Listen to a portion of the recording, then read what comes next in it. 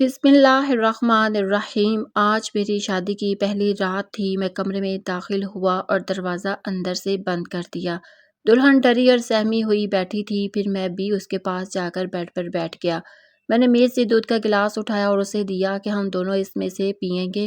وہ کہنے لگی پہلے آپ۔ میں مسکرایا اور گلاس اس کے منہ کے قریب کر دیا۔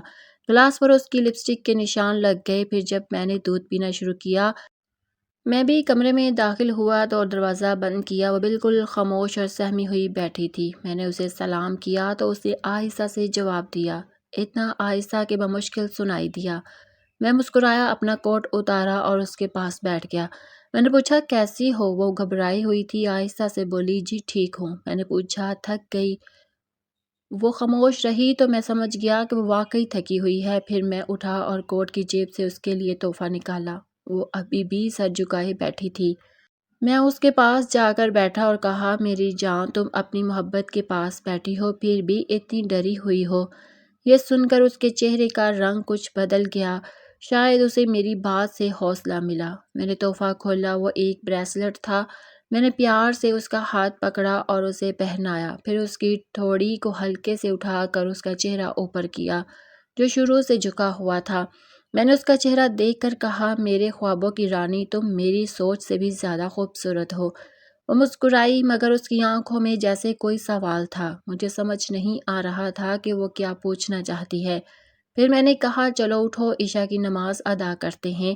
وہ اپنے کپڑوں کی طرف دیکھنے لگی تو میں نے کہا آپ کپڑے تبدیل کر لو۔ اس نے کپڑے بدلے اور جب وہ میری طرف آئی تو میں ہنس پڑا کیونکہ اس نے ابھی بھی زیورات پہنے ہوئے تھے۔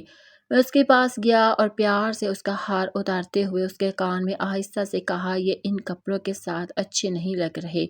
وہ بھی ہنسنے لگی اور ایسا لگ رہا تھا کہ وہ آہستہ آہستہ مجھے سمجھنے لگی ہے۔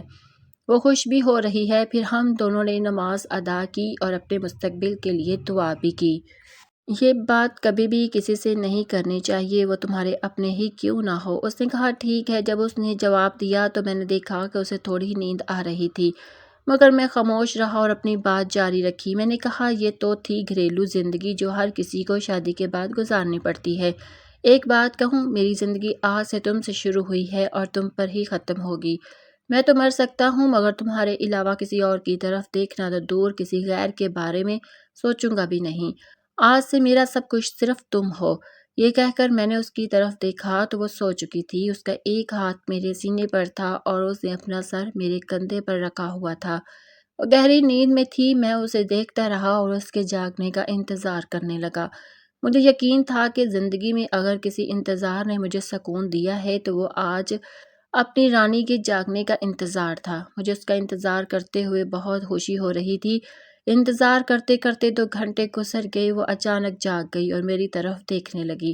میں مسکرایا اور اسے اپنی طرف کھینچ کر اپنے سینے پر سلا دیا۔ وہ تھوڑی حیران ہوئی مگر میں نے اسے آرام کرنے دیا۔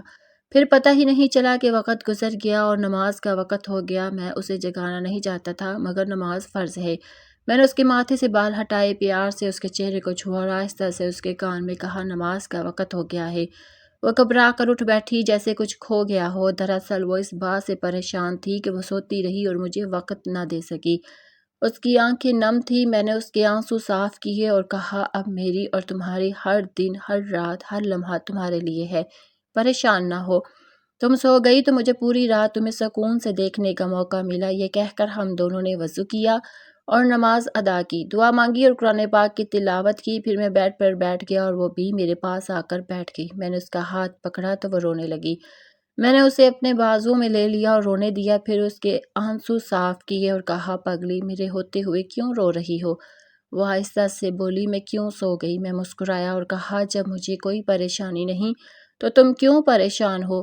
وہ خاموش ہو گئی مگر ابھی بھی نظریں جھکائے بیٹھی تھی۔ میں نے کہا تم میری بیوی ہو، میری عزت ہو، کوئی غلام نہیں، نظریں نیچی کیوں رکھتی ہو؟ تمہیں سر اٹھا کر جینا ہے، میری عزت اور طاقت پہن کر۔ وہ مسکرانے لگی۔ پھر اس نے کہا ایک بات پوچھوں؟ میں نے کہا ہاں، ایک نہیں 1000 پوچھو۔ اس نے پوچھا کیا آپ کی زندگی میں کبھی کوئی اور لڑکی بھی تھی؟ میں کچھ دیر سوچ میں پڑ گیا، پھر کہا ہاں ایک تھی اور شاید آج بھی دل میں کہیں ہے، کیونکہ وہ میری پہلی محبت تھی اور اسے بھولنا آسان نہیں۔ وہ بولی مگر آپ میرے ساتھ جیسے رہتے ہیں مجھے نہیں لگتا کہ آپ کی زندگی میرے علاوہ کوئی اور ہے؟ میں نے کہا میں نے اس لڑکی سے کہا تھا کہ اللہ کی قسم جو لڑکی میری بیوی بنے گی دنیا اس کی قسمت پر رشک کرے گی، میں اسے اتنا پیار دوں گا کہ دنیا حیران رہ جائے گی۔ یہ سن کر اس نے اپنا سر میرے کندھوں پر رکھ دیا اور کہا مجھے بہت خوشی ہے کہ آپ نے سچ بتایا، مجھے بھی ایسے سچے ساتھی کی تلاش تھی جو پوری ہو گئی۔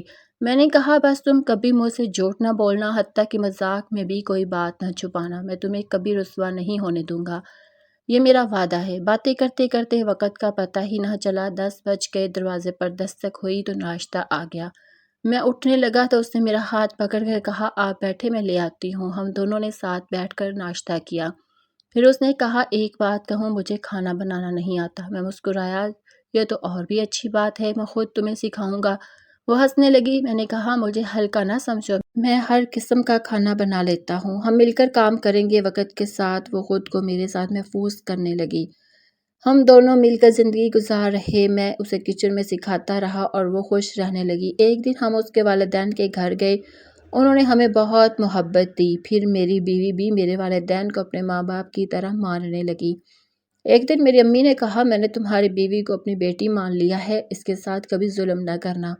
یہ سن کر ہم دونوں بہت خوش ہوئے۔ آج ہماری شادی کو 3 سال ہو گئے ہیں مگر کبھی کوئی مسئلہ نہیں ہوا۔ آخر میں سبق پیسہ سب کچھ نہیں ہوتا، اصل چیز انسان اور اس کی عزت اور محبت ہے۔ شوہر کو چاہیے کہ اپنی بیوی کو اپنے ساتھ ہونے کا احساس دلائے اور بیوی کو چاہیے کہ شوہر کی بات سمجھے۔ انشاءاللہ اگر دونوں ایک دوسرے کو سمجھے تو کوئی رشتہ خراب نہیں ہوگا۔